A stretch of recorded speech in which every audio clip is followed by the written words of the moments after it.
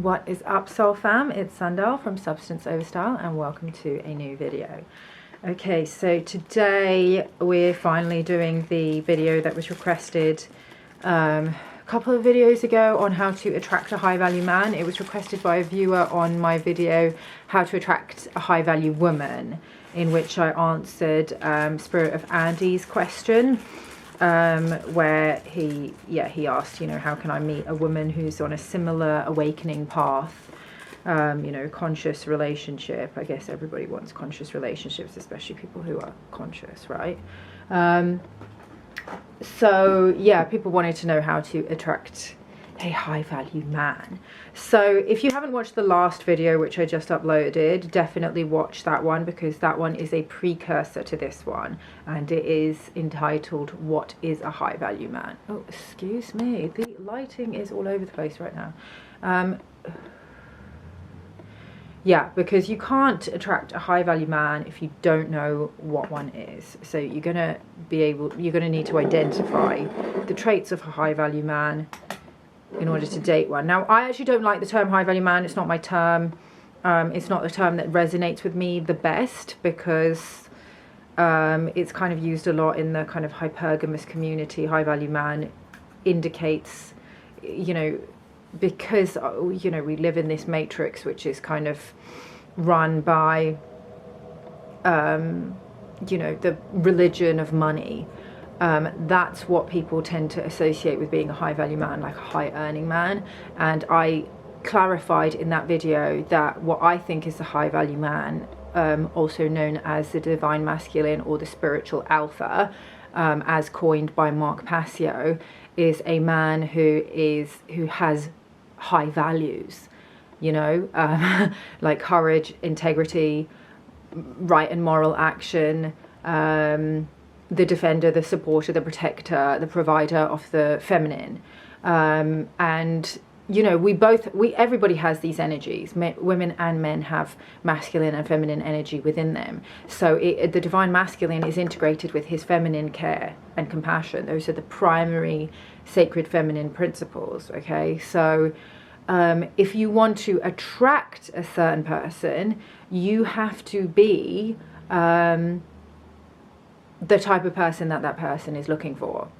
So in the case of, the spiritual alpha, you can look at the chart that I put in the video, the incel revolution and the socially conditioned alpha, because that actually helps people understand, the socially conditioned archetypes of alpha and beta, man and woman. And then the spiritual alpha in both man and woman, and also any other gender or sexuality that you can think of. These energies will express themselves through all human beings. And not just human beings. I mean, if you study various different, spiritual traditions, they will talk about how everything in this density in this realm that we live in is dual, and masculine and feminine don't just take the physical manifestation as men and women, but you can even see it in plants. There's a male and the female part of a plant.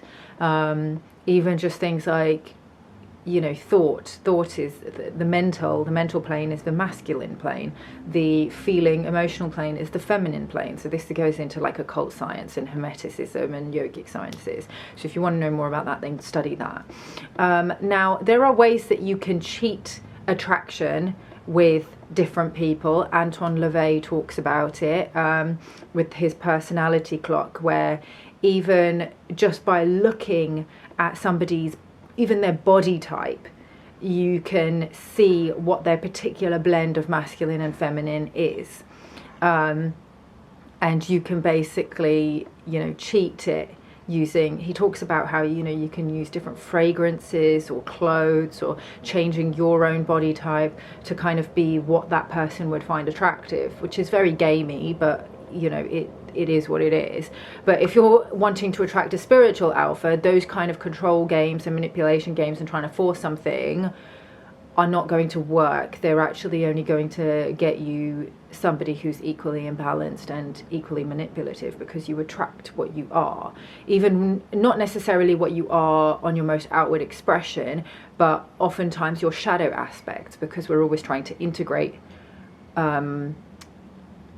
you know, hidden parts of ourselves. That's the purpose of attraction, because, you know, that's how our souls evolve, through relationship with the other, because the other is a divine mirror. Now,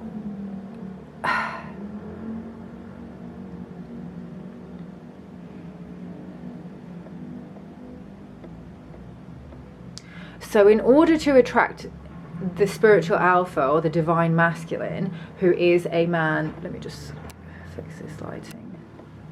It's a problem with using natural lighting, it kind of shifts all the time. Now my face is too white, that's not how my skin looks, but I want you to see my hair, my little baby hairs. Anyway, I'll fix it later. So if you want to attract a man who is in his divine masculine, i.e. he is strongly in his masculine, but he's also integrated with his feminine, you as a woman, let's assume that you're a woman, a heterosexual woman, but this can apply to a gay man, for example, you need to be in your divine feminine, which is not the same as in your feminine energy, because it's a spectrum, right? Okay, because you could be in your wounded feminine, and watch my video on the wounded feminine and what that is, and you would attract a masculine man who's at the opposite end of the polarity, but he won't be the divine masculine, and he won't be a spiritual alpha. He will be a left brain imbalanced dominator, controller, you know, have those very imbalanced masculine traits, wounded masculine. I don't want to be using the term toxic masculine anymore, because I think it unnecessarily shames people who've been the victim of societal programming, even if that societal programming does cause harm. And in the case of masculine energy, because masculine energy is an outward moving energy, the way that the wounded energy seeks expression is outwardly, so it causes harm to others rather than to itself, whereas the wounded feminine energy is contractive. It kind of turns in on itself, because that is the nature of the feminine. I mean, what is the womb? It's receptive, right? It's like a vacuum. It's magnetic, which is why, you know, the feminine draws the masculine in, because he's outward moving, projective. You know, that's what the penis and the vagina are. So you need to be in your divine feminine, which means that your divine masculine has risen within you. So you need to activate the inner king, the immortal male. You need to connect to the God within. And this is a really like lifelong journey. This is not something that can just happen. You know, you do a bit of shadow work over a few months and you got it. Like maybe for some people it is, but connecting, you know, to the God within and activating your kundalini and all of that stuff, but it can be, you know, it can be a journey that takes many lifetimes. So, but I don't want you to think that all hope is lost and you're never going to meet your king, and that it's going to take until, you know, you're old or whatever. Because as you evolve and grow in consciousness and integrate more of your shadows and balance your energy, so you know, if you find that you're too much in your masculine energy, and you're in your wounded masculine because your feminine is wounded, that's what happens, because the pendulum will swing to the other side, then you know, we've seen a lot of growth in the feminine embodiment spaces, where these women are reclaiming their feminine and being like, yes, our femininity is our power, and that's really important. I've done that as well. I've been through that process. But at a certain point you can go too far that way, where it just becomes all about embodiment practices and womb healing and yoni eggs and rituals and embodied dance and, you know, feeling into your sexuality and just lying around and lolling about. And your masculine can then fall out of balance, so you start moving into the wounded feminine. So your masculine always needs to have that awareness and that presence that he holds you and he protects you. This is your inner masculine, your own divine masculine energy as a woman, not the outer masculine. We've not even got there yet. So your inner masculine needs to hold your awareness. He needs to protect you. He needs to support you. He needs to defend you. He needs to provide for you. This is you, right? You need to do these things for yourself. You need to bring that masculine energy online and do these things for yourself. And when you're doing these things for yourself, any masculine, anybody embodying the masculine end of the spectrum, or any man who does not vibrate at that same frequency of the king, or that, let's say, the prince, if you're not fully in your queen yet, will just fall away. It will be repelled from your field. You will not even entertain him anymore. And you will just, as you start to grow in consciousness, you will just attract a better and better caliber of man. And sometimes, you know, you'll be in relationship with somebody who will help you integrate, because that's the purpose of relationships, right? That's how I see it anyway. You balance each other out, because you're attracted to this person because they have some traits that you yourself need to integrate within you. So then you learn from each other, you evolve, and then sometimes when the relationship has served its purpose, it dissolves. And that doesn't mean that it's a failure. It served its purpose. You were there for the purpose of growth and integration and healing and teaching each other. And then you can move on and attract somebody who's even more in alignment with where you currently are now at your new vibration that the previous person helped you get to. So it's just about having, you know, love and respect for the masculine as well, because, you know, even when relationships don't continue and work out long term, the masculine is always helping us learn and grow and evolve as feminine energy beings. And, you know, if you're like hating on the masculine and having like just a lot of limiting beliefs around the masculine and what the masculine is, I get it, because, you know, the masculine has been very, very wounded and socially conditioned with a lot of false programming around just sexuality and around status and competitiveness and all of that. So a lot of, you know, really, really bad programming. But that, you know, it is being shed at this time. We're seeing a massive resurgence of divine masculine, and I see it rising not just in the men that I know, but in the women as well. A lot of divine masculine. You know, over the last few years we really saw divine feminine coming online, but divine feminine cannot come online without the divine masculine to support her. So, you know, before we move into, you know, an imbalance of feminine energy, there are some of us who are going to need to hold that center and say, no, we need the divine masculine as well to now come online to support the feminine. I'm talking about like what's happening collectively, because that's what I attune to. So just little ways that this is showing up is like, for example, I was thinking about this yesterday. I was channeling some thoughts on the way that currently we're seeing this push to normalize sex workers.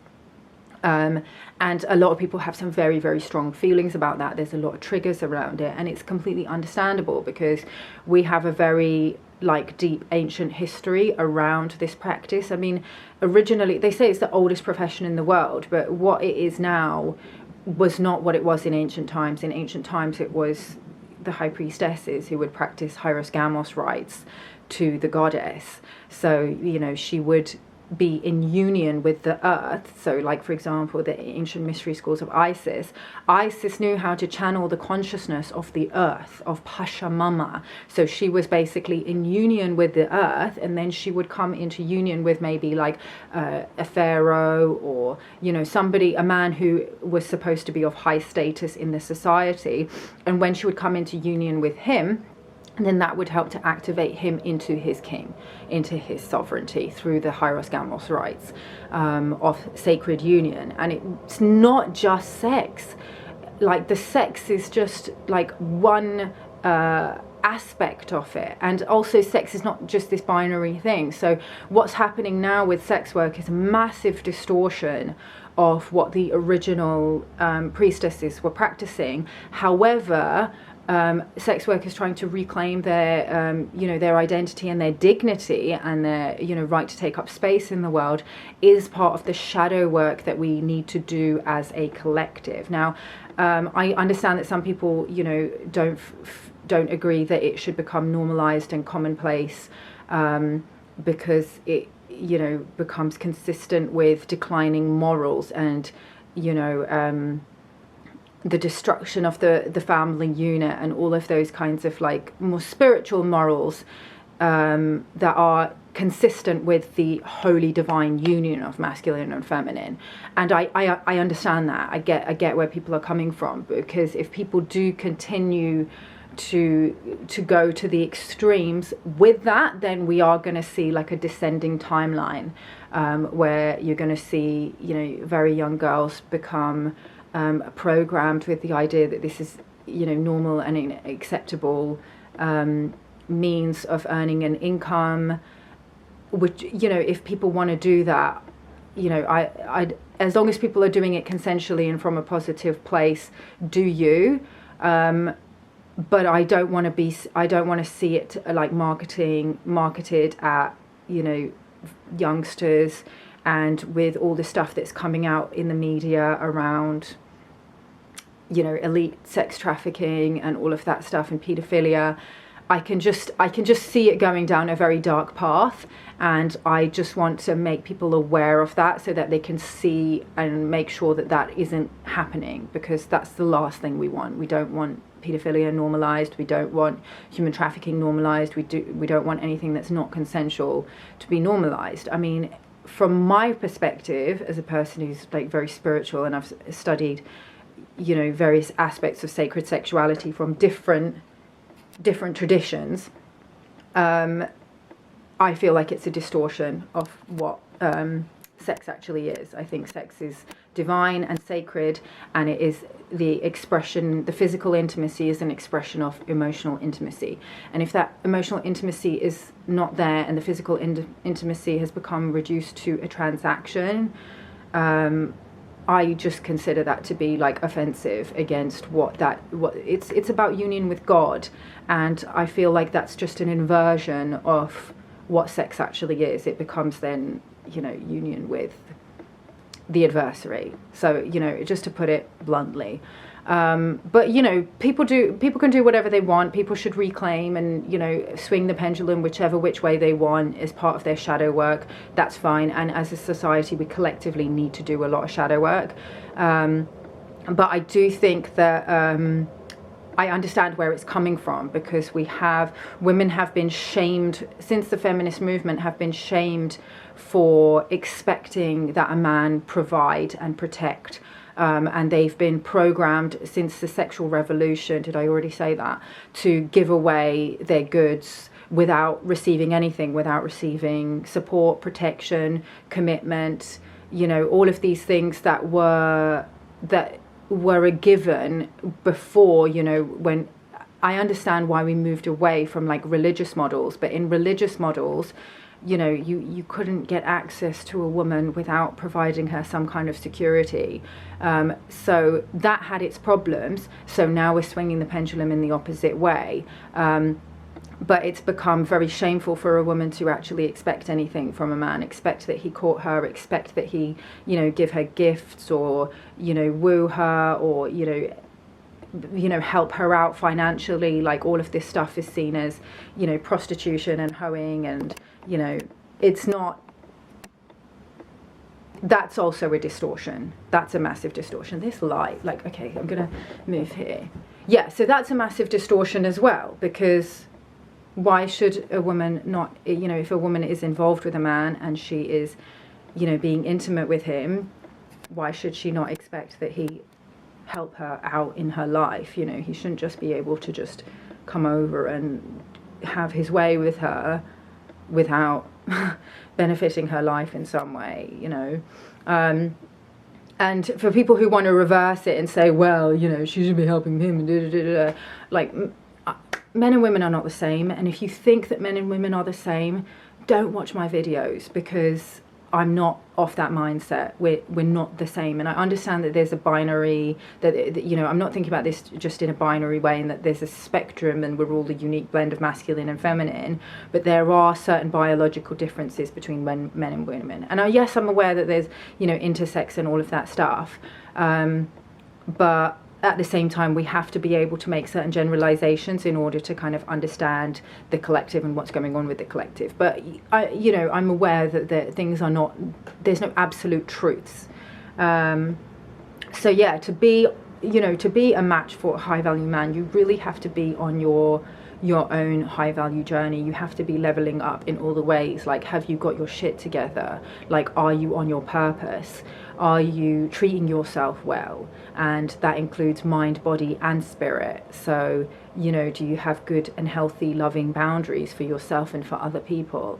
Are you eating a healthy diet? Are you connected to your own divine feminine of care and compassion? Are you benefiting the collective and minimizing harm? You know, all of those things that I teach about on my channel. It's not just because, you know, I have like an agenda to push certain things. Like, there's a very important reason why I teach things like veganism and low impact living, because this is our home. And when you're really connected to the divine feminine, when you're really connected to, you know, that inner womb wisdom, you will start to connect with the consciousness of Mother Earth, and you'll start to connect with the feminine collective, and and the feminine collective is not just other women, it's the animals, it's the plants, it's all of that stuff. We've got to stop raping the earth, otherwise we're not embodying divine feminine. That's why I teach that. So yeah, yeah, so are you providing for yourself? You know, do you support yourself? Do you stick up for yourself? Do you allow people to take advantage of you, or is your divine masculine strongly in place? So those are some things that you really need to consider. Like, if those things aren't in place, then you're not going to be a match for a man who's in his king. So yeah, and it's okay, because we're all works in progress. Okay, I'm not like super like enlightened and awakened, and I don't know the truth about everything. So, you know, it's a journey.